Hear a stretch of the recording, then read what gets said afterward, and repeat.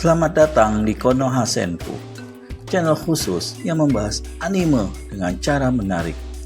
Nenek Chio kembali pikirannya melayang ke masa lalu, masa di mana dirinya mendapat berita menyedihkan bahwa anak dan menantunya atau orang tua Sasori telah tewas dalam tugas saat berhadapan dengan shinobi dari desa lain. Taring putih dari Konoha. Bagaimana selanjutnya? Yuk langsung saja disimak video kali ini.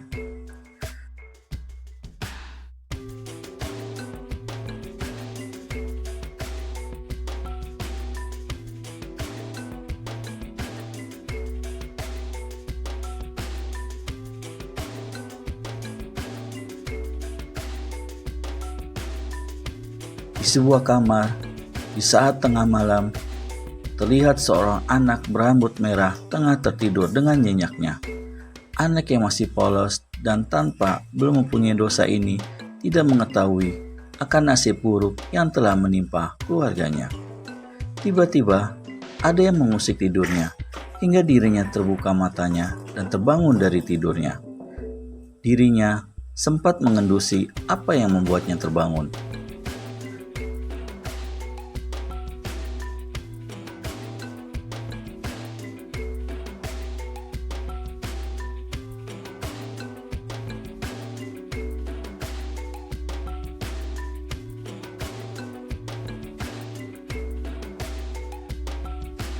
Dengan beranjak dari tempat tidurnya, dia berangsur-angsur menuju ke pintu kamar dan segera membukanya. Ternyata ada sosok yang tidak asing lagi baginya. Ternyata sang nenek yang ada di balik pintu kamarnya, Nenek Chio. Gerangan apa yang menjadikan sang nenek berada di depan pintu kamarnya saat waktu sudah larut malam? Dengan penuh semangat, anak itu yang tak lain adalah Sasori kecil bertanya, "Apa ayah dan ibu sudah kembali ya, Nek?" Tidak ada jawaban sebagaimana biasanya. Sang nenek hanya terdiam, seperti ada sesuatu yang menggelayuti pikirannya. Sasori kecil yang tanggap dengan reaksi yang diberikan sang nenek segera berkata lagi, "Belum ya, Nek?" Dengan suara lirih, sang nenek menjawab, "Ya nak, orang tuamu tiba-tiba mendapat tugas baru."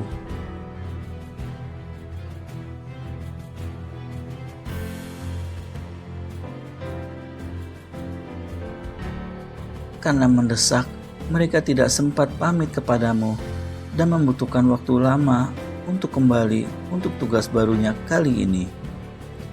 Tidak ada tanggapan dari Sasori kecil, hanya melongo tidak mengerti dan sudah pasti kekecewaan kembali menemani hari-harinya kembali.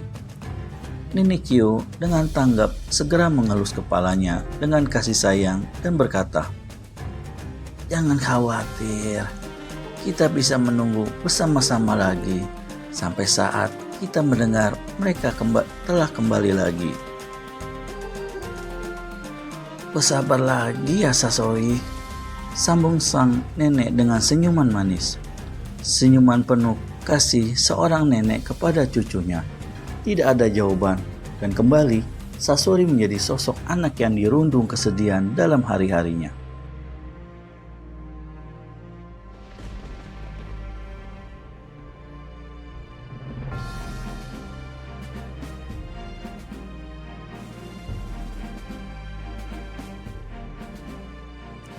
Keesokan harinya, Sasori kecil tengah memandangi dari balik jendela kamarnya, memandangi kemesraan sebuah keluarga muda yang terdiri dari ayah, ibu, dan anak seusia dirinya. Tersembul keinginan seperti itu, namun kondisinya yang menjadikannya belum bisa seperti itu. Dia pun mengalihkan pandangannya dengan memandangi foto-foto yang berada di kamarnya.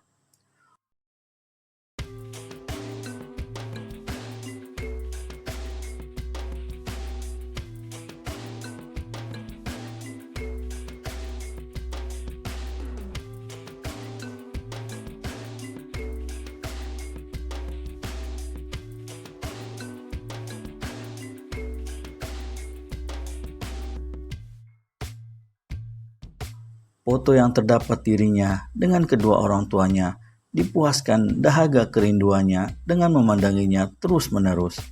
Akhirnya, dialihkan kerinduannya dengan bermain-main dengan boneka buatan. Sasori kecil memang mewarisi jutsu pengendali boneka dari sang nenek yang merupakan salah satu master dalam pengendali boneka. Selain itu, rupanya Sasori kecil dianugerahi kemampuan dalam menciptakan atau membuat boneka-bonekanya sendiri. Oleh karena itu, karena kesedihan dan juga kerinduannya kepada orang tua membuatnya tenggelam dalam membuat beberapa boneka yang disukainya. Dari membuat bentuk badan, lalu dibuat bagian-bagiannya, semuanya dikerjakannya sendiri dalam ruangan produksi boneka. Hingga suatu ketika, dia mulai memainkan jari-jari benang cakranya.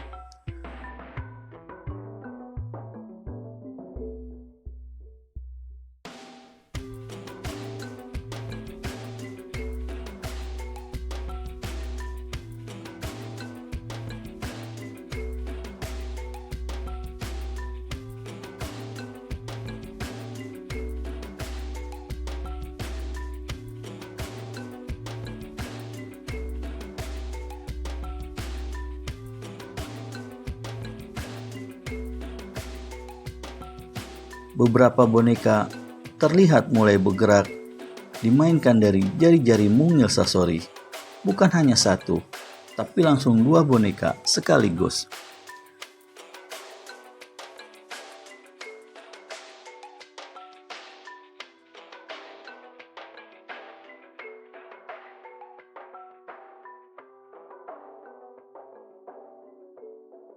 Dan terakhir, kedua boneka itu dimainkan untuk memeluk dirinya, bagai pelukan kedua orang tua kepada anaknya. Ya, ternyata boneka yang dibuat Sasori adalah boneka yang mirip ayah dan ibunya. Sasori kecil sangat dalam dekapan hangat kedua boneka yang menyerupai kedua orang tuanya. Beda dengan Sasori dewasa yang terlihat muak. Entah apa yang menjadikannya berubah seperti sekarang itu.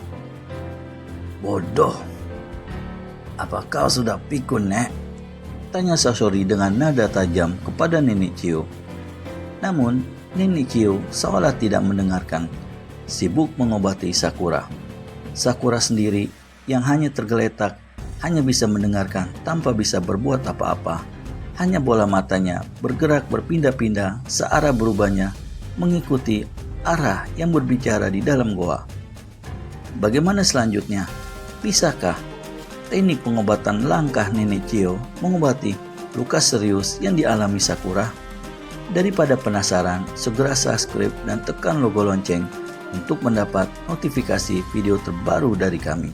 Terima kasih dan sampai bertemu kembali.